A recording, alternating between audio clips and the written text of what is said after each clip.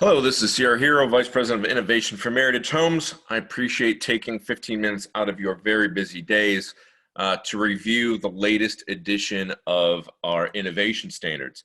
For those of you new to Meritage Homes, we reissue our innovation standard and update it as we continue to identify opportunities for cost benefits, to streamline and simplify, and to continue to differentiate ourselves in the product.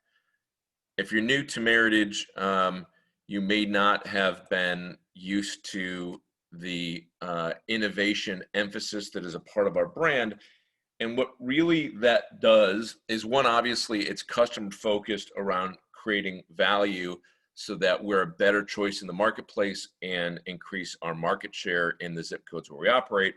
And importantly, to each of us on this call or on this video chat, when we can have a higher value of perception from our consumers, when we can gain market share, it protects us, it protects our jobs, it protects our trade partners, it provides the ability to provide consistent work, to create good backlogs.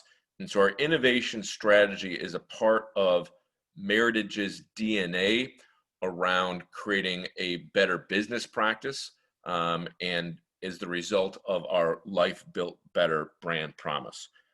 And if you work with marketing and work with sales, I just wanted to take a minute before we kind of dove into the September Innovation Standard, is why we focus on the things we focus on. And this is the way the average salesperson, when they're onboarding the company, learns about how consumers purchase almost anything in their life. Is that if there is a dissatisfaction with the product, and there is a future promise, and that dissatisfaction promise is greater than the cost and the fear of acting, they will make a choice and purchase something. And what's really important to that is a consumer is the one who brings their dissatisfaction, a consumer brings their ability to buy, and a consumer brings their fear of making a poor choice to every one of their buying decision. And so what that emphasizes is, in marketing, in sales, and in operations, our opportunity is to promote something better than their current condition. So the future promise is what a home builder has within this buying equation that provides them the ability to influence buyers to make a choice and to buy a new home, and specifically identify Meritage as the best home and the best value for them and their family. And how this condensed over the last decade of focusing on innovation is these four pillars within our marketing platform. So a part of our Life Built Better strategy is to promote the opportunity for people to save more, which is why we've had the tagline for quite a while now of setting the standard for energy efficient homes. The opportunity to have peace of mind, which is about durability and the reputation and the 35 years of construction that stands behind every home we built. To live with real comfort, which is obviously a lot of our spray foam insulation and our low E windows and our HVAC design, so that we don't have the hot spots and the cold spots and the dry spots and the humid spots within our house, that we've got a really well-built, well-functioning home. And then the last is the opportunity to live with better health. And in a post-COVID world, obviously health is something that is greatly influencing buyers' decision, and one of the big additional components to our September Innovation Standard update that I wanted to discuss with you. So there's really two things that I think bear in mind is we reissued an Innovation Standard 2020 in July, and it had a lot of clarifications and simplifications just to make sure that we are consistently building a high performance envelope in making sure that that the components we're adding, like spray foam, had the potential to really extract all the benefit they could. So having a low perm underlayment to prevent moisture from coming in through our attic assemblies and our, specifically driven through our roofs, making sure that, all the discussions we're having in our 18 markets around things like roof venting, that we share those best management practices to make sure that we're consistently executing heating and cooling design, so that everywhere below climate zone 4, so climate zone 4 is like Denver where it's very cold, Anything warmer than that, we're leveraging heat pumps conventionally and as a standard part of our heating and cooling design. Cost savings opportunities to reduce high cost items that our consumers aren't tracking well and aren't communicating enough value for their cost. So we've adjusted our water saving features to allow low flow commodes, not just dual actuated low flow commodes, and simplifications like our M connected simplification. So I'll walk you through very briefly some highlights of the innovation standard I want to make sure that each of you are aware of as a part of scoping and executing our builds correctly. And lastly, quickly go through the health initiatives that have directly resulted from a decade of building healthier homes, but the growing consumer awareness around health that enables us to take advantage of that consumer perceived value and opportunity to differentiate. So we just got this information back from our strategic operations team that show that 96% of our consumers are either the same or greater focus on indoor air quality. And that's an indice that has been increasing every year for the last decade. We've watched it, but obviously COVID-19 has really emphasized the opportunity and the importance for people to make buying decisions around protecting their family and using healthy products and keeping the family safe. And there is opportunities in the way we build a home to really reassure consumers that we're following best practices, but also add some components and materials, just like our low VOC program we've had for over a decade, to ensure that their families breathe healthier air. So the first one is something that has been in our standard for several years, but probably may have gone unidentified and unemphasized, but in our health initiatives, we want to make sure we're doing well, which is our pre-occupancy ventilation. So within the innovation standard, there's a section that I'll show you in a second about 48 hours before we close a home and turn over keys.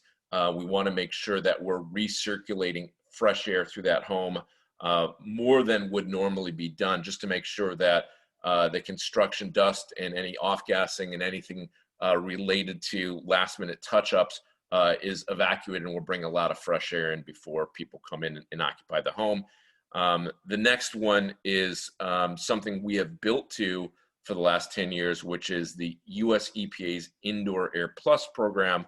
But because of the growing awareness of consumers, we're now starting to certify that, which means that the same raters that are certifying us to US EPA's Energy Star will be testing and inspecting and certifying our homes to the Indoor Air Plus program, which allows us to provide that third-party certification and market awareness to our buyers looking for healthy homes. In addition, we're upgrading the filtration capacity of our heating and cooling system to MERV 13. California adopted this as a requirement early this year.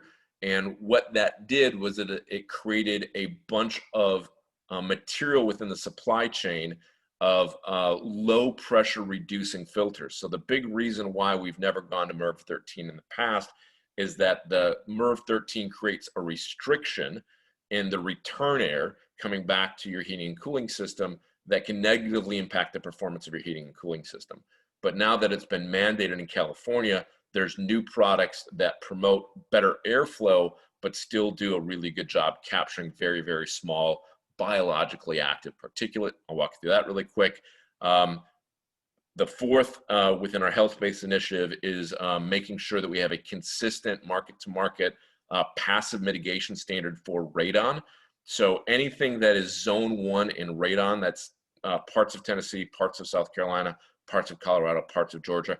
If we build a community, so this is a community-specific standard because each county has either identified zone 1s or not identified zone 1, so they'd be a 2, 3, or 4. So zone 1 is the highest risk for a property to have radon emissions in the soil.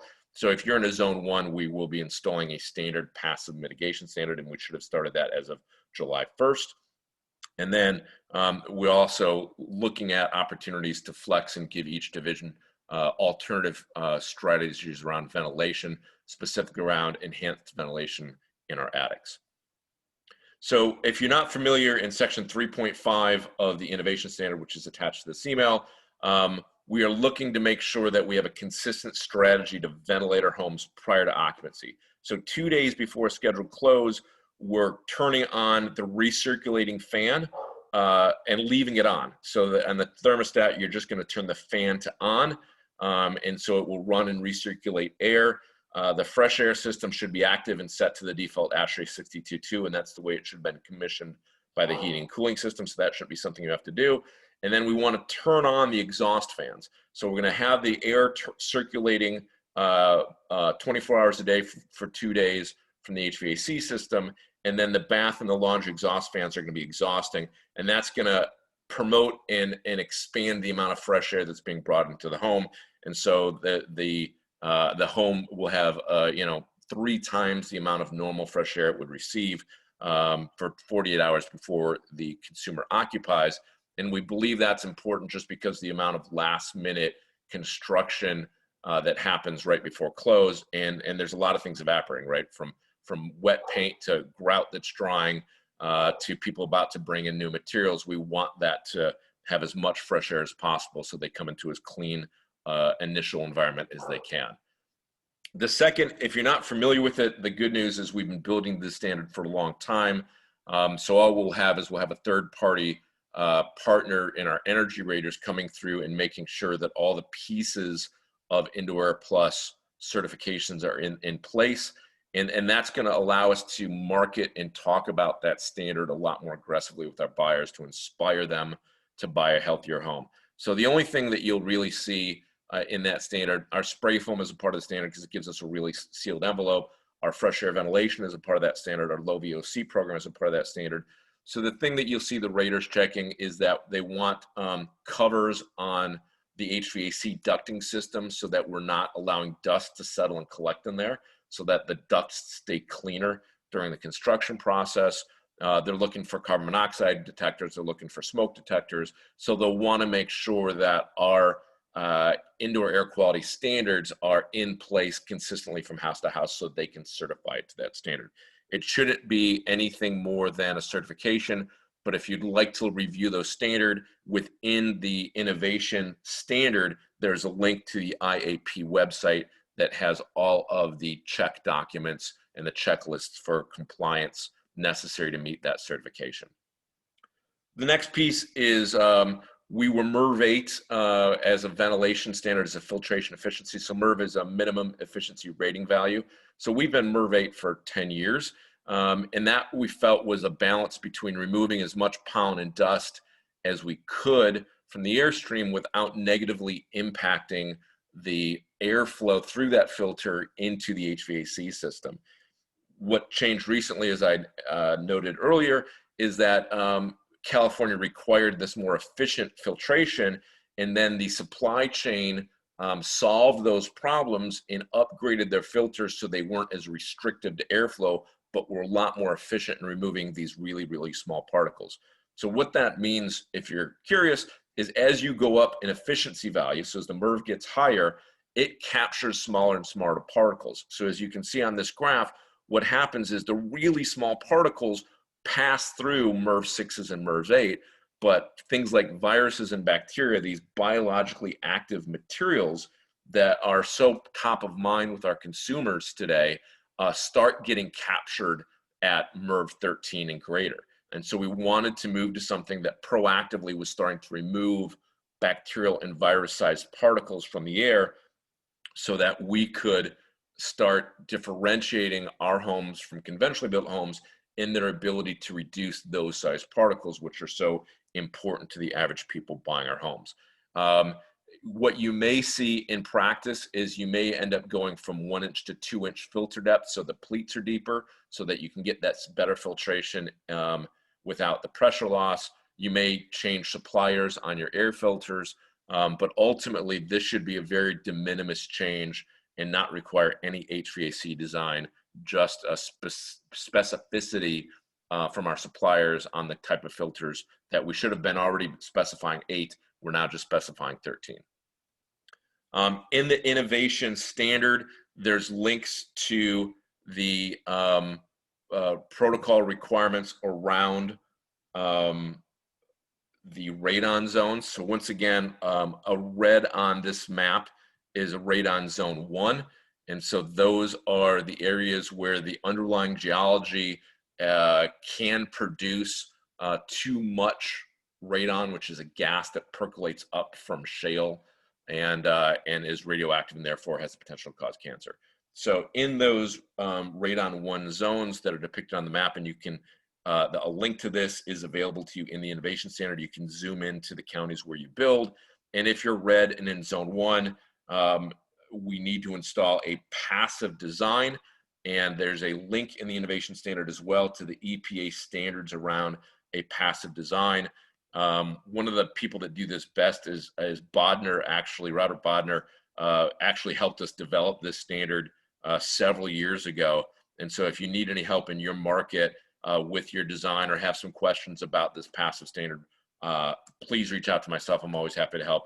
But if you've got a good relationship with Robert Bodner, he does this very, very well and has kind of worked through the trades and the supply chains and the execution of this in the field.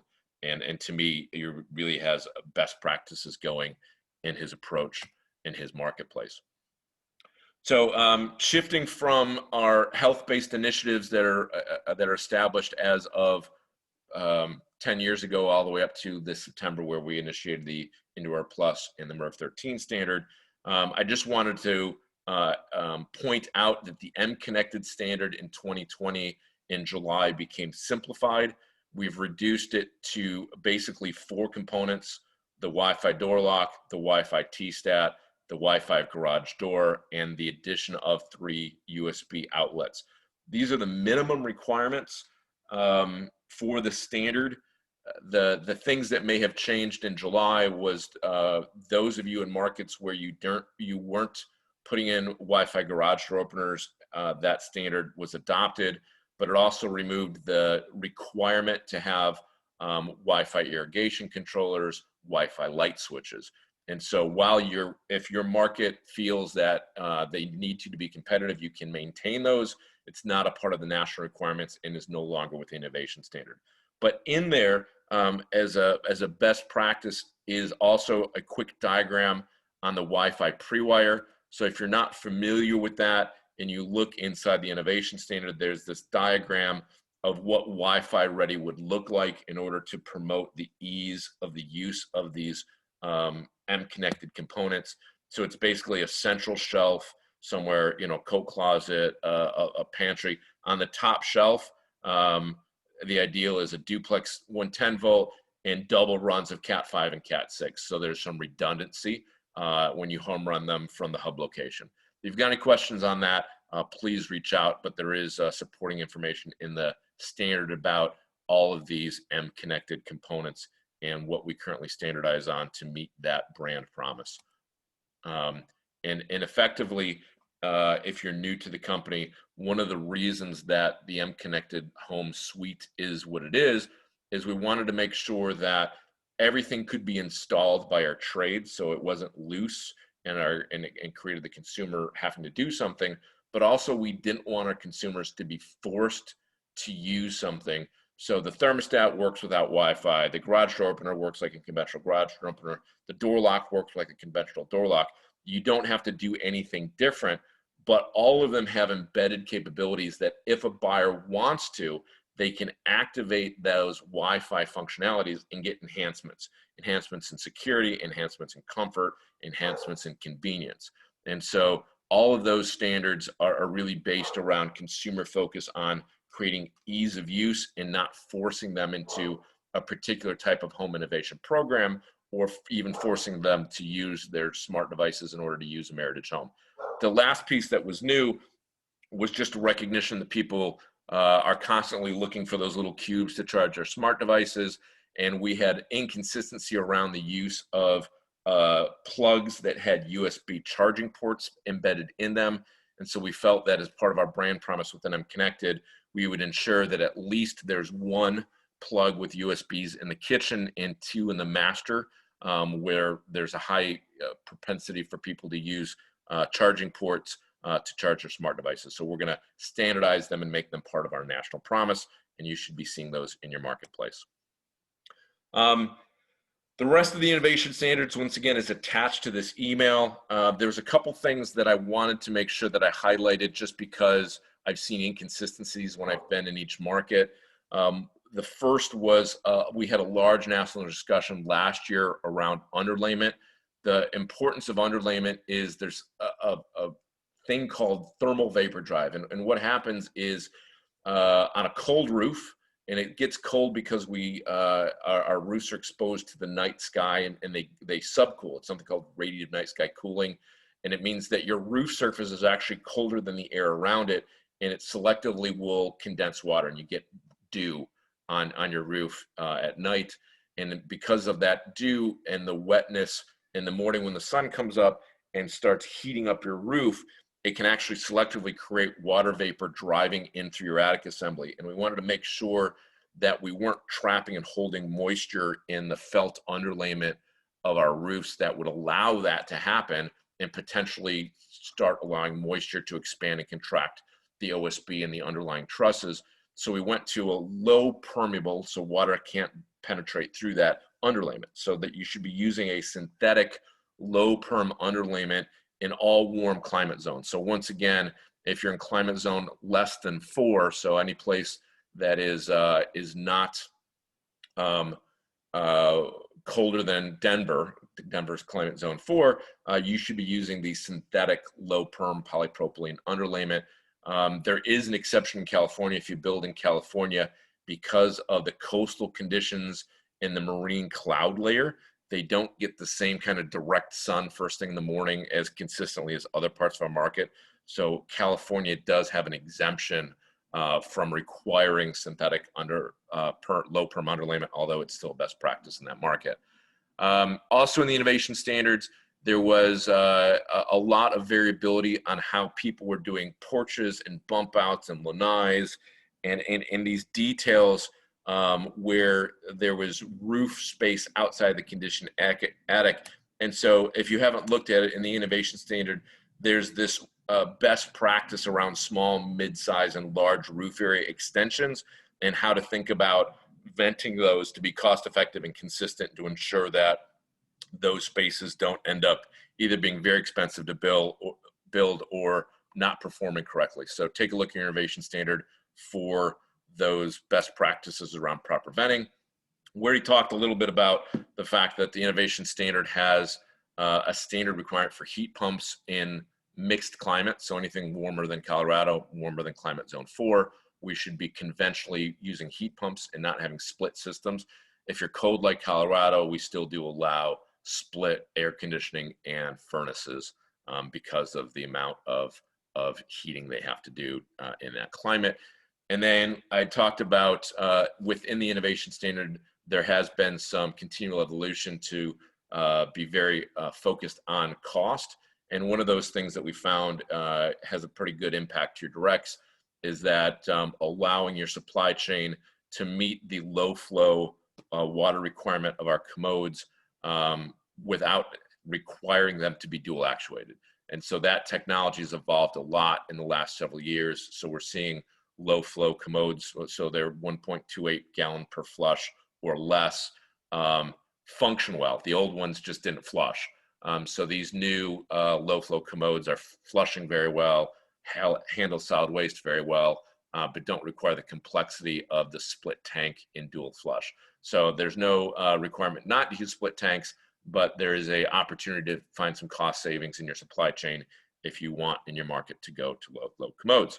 So that's a quick overview of why we've continually updated the innovation standard, some things that I'd like to highlight for you within the innovation standard. And as always, my job is to create as much consumer value, to create as much market share, to create as much sales backlog, to keep you all busy as I can and support you in any way I can. So if you've got any questions about these standards or anything else within innovation, reach out by email, by text, by phone, and I will always be there to support you in any way I can. I hope all of you are doing well, and this was useful to you. And I will see you guys out in the market in person as soon as I'm able. Take care, and All the best.